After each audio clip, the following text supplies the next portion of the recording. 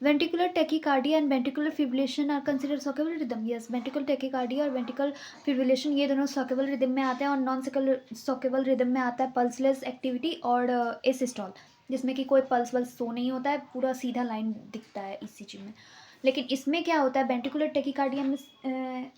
Tachycardia में heart rate बहुत fast हो जाता है, पर रेगुलर रहता है, ऐसा नहीं कि कभी रुक के या फिर अचानक से फास्ट या स्लो, नहीं, लगातार उसी स्पीड से fast fast fast fast heart में ईसीजी में शो होते रहता है। और इसमें क्यूआरएस वेव बहुत अच्छे से दिखता है, और इसमें 100 से 300 बीट पर मिनट वेंट्रिकल्स रिप्रेजेंट करने लगते हैं, मतलब बहुत फास्ट हार्ट रेट हो जाता है।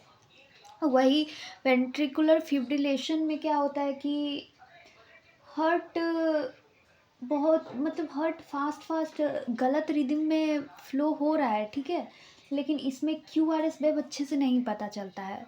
टेकिकार्डिया में क्यूआरएस वेव बहुत अच्छे से रिप्रेजेंट हो रहा था, और रेगुलर मैनर में बहुत ज़्यादा फास्ट हार्ट रेट हो रहा था, लेकिन इसमें क्यूआरएस वेव अच्छे से नहीं दिखेगा, और इरेगुलर है, तो मतलब कभी बहुत फास्ट होगा, कभी बहुत स्लो होगा। तो इसका रीज़न क्या दिया गया है, defibrillation can potentially restore a heart rhythm in this life threatening condition. तो defibrillation can potentially restore a non heart rhythm in this life threatening condition. हाँ, तो डिफिब्रिलेशन जो एक मशीन होता है जिसको यूज करते हैं हम लोग का हार्ट के रिदम को नॉर्मल करने के लिए, शॉक दिया जाता है, एक तरह का इलेक्ट्रिकल शॉक ही है, चेस्ट पे दिया जाता है, जिससे कि हार्ट रेट नॉर्मल हो जाए। तो शॉकेबल रिदम को ठीक करने के लिए डिफिब्रिलेटर का यूज़ करते हैं, तो ये सही है। तो इसका एसर्शन और रीज़न दोनों ही सही है, तो इसका आंसर ए हो जाएगा। Next question, during chest tube removal, जब चेस्ट से ट्यूब को रिमूव कर रहे होते हैं, चेस्ट ट्यूब का इस्तेमाल हम लोग क्यों करते हैं, बता रहे हैं। चेस्ट ट्यूब का इस्तेमाल हम लोग करते हैं कि अगर हमारे चेस्ट में किसी भी तरह का फ्लूइड स्टोर हो गया, पस, ब्लड, तो उन सबको निकालने के लिए हम लोग इसका यूज़ करते हैं, ड्रेन करने के लिए, बाहर निकालने के लिए। तो nurse instruct client to take a deep breath, hold it and bear down as the tube is pulled out. तो नर्स का इंस्ट्रक्शन होता है जब ट्यूब रिमूव कर रहे होते हैं हम लोग, तो कि वो डीप ब्रीथ ले और उसको होल्ड करके रखे, उसको एक्सहेल नहीं करे, ताकि वो ट्यूब को निकाल सके।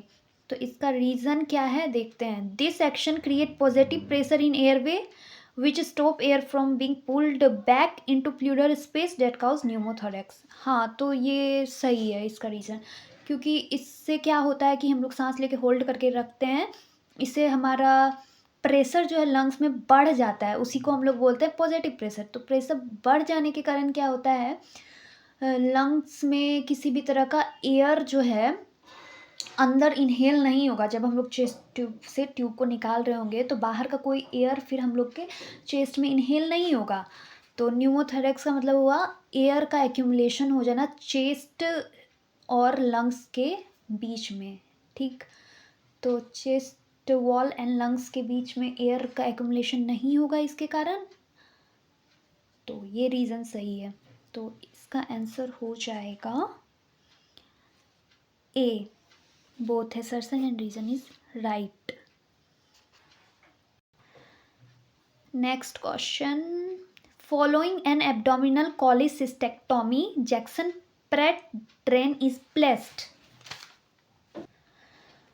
तो एब्डोमिनल कॉलीसिस्टेक्टोमी जो होता है वो एक सर्जिकल रिमूवल है गॉल ब्लैडर का। गॉल ब्लैडर जो होता है उसको सर्जिकली हम लोग रिमूव करते हैं ताकि गॉल स्टोन को निकाला जा सके बॉडी से। तो surgical removal of gallbladder, gallstone को रिमूव करने के लिए जनरली ये सर्जरी यूज़ किया जाता है।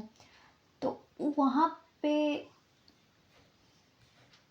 तो Jackson apparent drain is placed, वहाँ पे जैक्सन प्रेंट ड्रेन रखा जाता है, यूज़ किया जाता है जब हम लोग एब्डोमिनल कॉलीसिस्टेक्टोमी कर रहे होते हैं। जब सर्जिकल रिमूवल कॉलीसिस्टेक्टोमी यानी गॉल ब्लैडर का रिमूवल कर रहे हैं, जितना भी पार्ट इन्फ्लेमेशन हुआ होगा गॉल ब्लैडर का, उस पार्ट को अगर हम लोग रिमूव कर रहे हैं, उस सर्जरी के दौरान हम लोग जैक्सन प्रेंट ड्रेन का इस्तेमाल करते हैं। तो इसका रीज़न क्या है, रीज़न दिया हुआ है the primary purpose of Jackson Pratt drain to provide water seal to prevent entry of pathogen. नहीं, ये गलत है। जैक्सन प्रेट ड्रेन का इस्तेमाल हम लोग इसलिए करते हैं ताकि सर्जरी के दौरान अगर किसी भी तरह का फ्लूइड का एक्यूमुलेशन हो गया तो उसको रिमूव करने के लिए हम लोग इस जैक्सन प्रेट ड्रेन मशीन का यूज़ करते हैं ताकि किसी भी तरह का फ्लूइड जैसे ब्लड बाइल या सेरस फ्लूइड ही वहाँ एक्यूमुलेट हो गया सर्जरी के टाइम में, और इसीलिए उसको रिमूव करने के लिए ताकि बाद में उसको किसी भी तरह का इन्फ्लेमेशन या फिर पेन ना हो, बाद में कोई परेशानी ना हो, इसलिए यूज़ करते हैं। वाटर सील के लिए नहीं यूज़ करते हैं।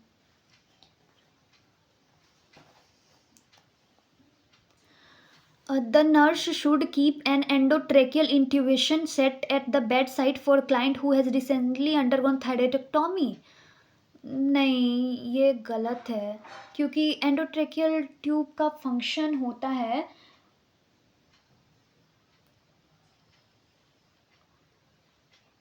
इसका फंक्शन है हम लोग का एंडोट्रेकियल ट्यूब का कि ऑक्सीजन देना। तो हम लोग को थायराइडेक्टोमी के बाद ऑक्सीजन देने की कोई ज़रूरत नहीं पड़ती है।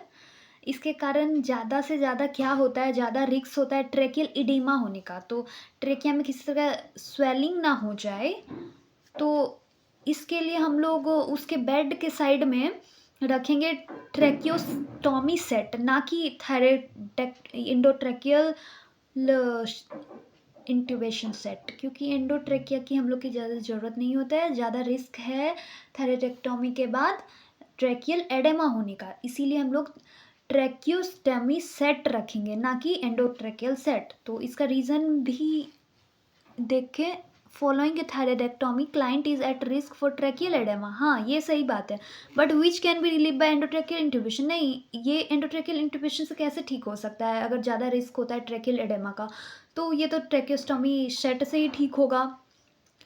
ट्रेकियोस्टोमी मतलब ट्रेकिया का कुछ पार्ट में होल करके उसको अलग करना।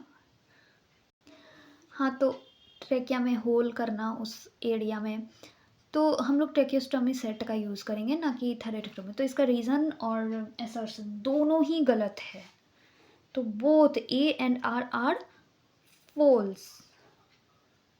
तो डी हो जाएगा, नाइदर ए और nor R. Thank you for watching my video. Please guys like share and subscribe my YouTube channel.